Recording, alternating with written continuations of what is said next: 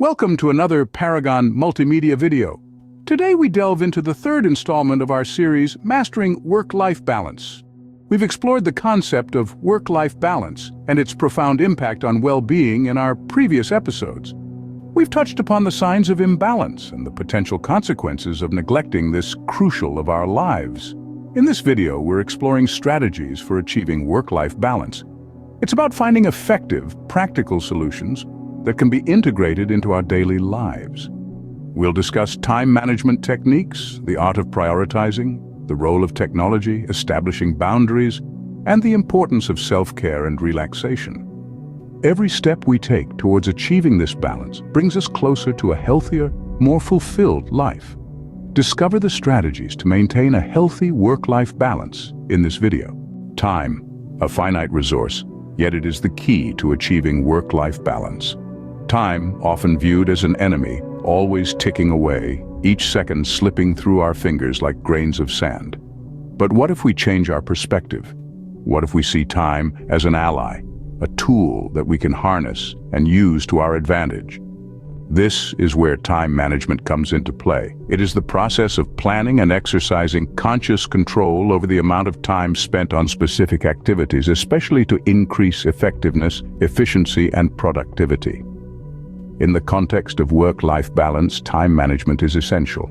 It's like a compass guiding us through the chaotic sea of tasks and responsibilities, helping us navigate towards our goals. But it's not just about squeezing every drop of productivity out of every minute. It's about making room for what truly matters. It's about prioritizing, delegating, and sometimes saying no. It's about creating boundaries between work and personal life, allowing us to be present and engaged, whether we're in a meeting or at a family dinner. Experts in the field of productivity and work-life balance advocate for effective time management. They argue that it leads to less stress, better focus, and more opportunities for growth and development. By managing our time effectively, we're not just improving our work performance, we're also carving out space for relaxation, hobbies, relationships, and self-care. Imagine a life where you're not constantly racing against the clock, a life where you have the freedom to pursue your passions, spend time with loved ones, and still excel in your career. That's the power of time management. But remember, time management is not a one-size-fits-all solution. It's a personal journey. It requires self-awareness, commitment, and sometimes a bit of trial and error. But the rewards are worth it. Management is not just about work. It's about creating time for life. Because at the end of the day, it's not just about how much time we have, but how we choose to spend it. Priorities shape our life and our work. That's a truth most of us have encountered at some juncture in our existence. But what is the significance of prioritizing tasks, and how can we execute it proficiently? Let's delve deeper. Prioritizing tasks signifies establishing the sequence in which you'll approach your to-dos, predicated on their importance and urgency. It's about taking thoughtful decisions on what to tackle first, second, and onwards, rather than merely responding to whatever pops in your inbox or appears in your day. It's the disparity between being proactive and being reactive your work and life. Specialists frequently recommend using a tool or technique to facilitate this process. A prevalent approach is the Eisenhower matrix, coined after the 34th President of the United States, Dwight D. Eisenhower. This matrix sorts tasks into 4 categories: important and urgent, important but not urgent, not important but urgent, and not important and not urgent. By classifying your tasks this way, you can promptly discern what necessitates your attention immediately, what can be scheduled for later, what can be delegated, or what can be discarded altogether. An alternative method is the ABCDE method, where you label tasks from A, most important, to E, least important. This can be employed alone or in combination with the Eisenhower matrix to further refine priorities. Determining which tasks are important and need prioritization can be a formidable challenge. It demands a lucid comprehension of your aims and values. Important tasks are those that propel you towards your goals, coincide with your values, or possess serious repercussions if left incomplete. They are not necessarily the tasks that are the most urgent or the most enticing do. It's also worth observing that priorities can and should shift as scenarios evolve. What's vital today may not be vital tomorrow. So it's essential to habitually reassess your priorities and modify as required. Remember, not everything that is urgent is important. Prioritization is about making astute choices that coincide with your goals and values, not just responding to the most clamorous or most pressing demand. Prioritizing tasks effectively can liberate time, lessen stress, and propel you closer to the attainment of your goals. Technology, a double-edged sword in the quest for work-life balance. In our modern world, technology is omnipresent. It's in our pockets, on our wrists, and even in our appliances. It's reshaping how we work, how we communicate, and how we live. But when it comes to achieving work-life balance, technology can be both a friend and a foe. On one hand, technology has the power to make our lives easier, more efficient, and more connected. It's hard to imagine a world without the convenience of email, the flexibility of remote work, or the limitless knowledge of the internet at our fingertips. Cloud-based tools and project management software can streamline workflow, making it easier to prioritize and complete tasks. Video conferencing allows for face-to-face meetings, no matter where in the world we are. And mobile apps can help us keep track of our health, manage stress, and even meditate. On the hand, technology can also be a source of stress and distraction. The constant pinging of notifications can lead to a sense of urgency and anxiety. The ability to work from anywhere can blur the lines between work and personal life, making it harder to switch off and relax. And the temptation to check emails or social media can eat into our downtime, reducing the quality of our rest and recreation. So how do we harness the power of technology without letting it control us? The key is to use it mindfully and intentionally.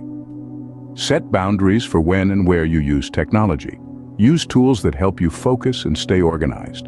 Switch off notifications during your personal time, and most importantly, remember that technology is a tool, not a master. It's there to serve you, not the other way around. In the end, technology is not inherently good or bad. It's how we use it that determines its impact on our lives.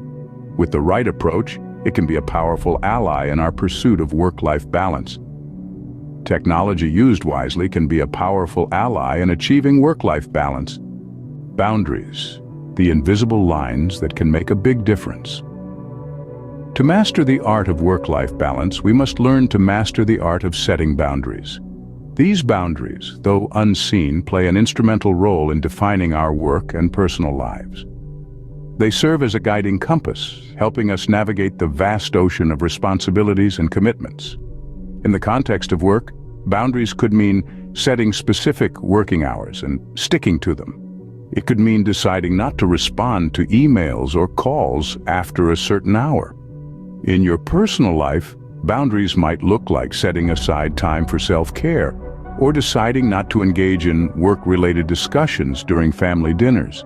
But how do we set these boundaries? Well, experts suggest starting small. Identify one area where you feel overwhelmed or where your work and personal life seem to blur. Set a boundary in this area and commit to it. For example, if you find yourself constantly checking your work emails during your family time, you might decide to turn off your work phone after 6 in the evening. Maintaining these boundaries is just as important as setting them. Be consistent. If you've decided not to work after a certain hour, stick to it. There may be exceptions, of course, but they should remain just that, exceptions.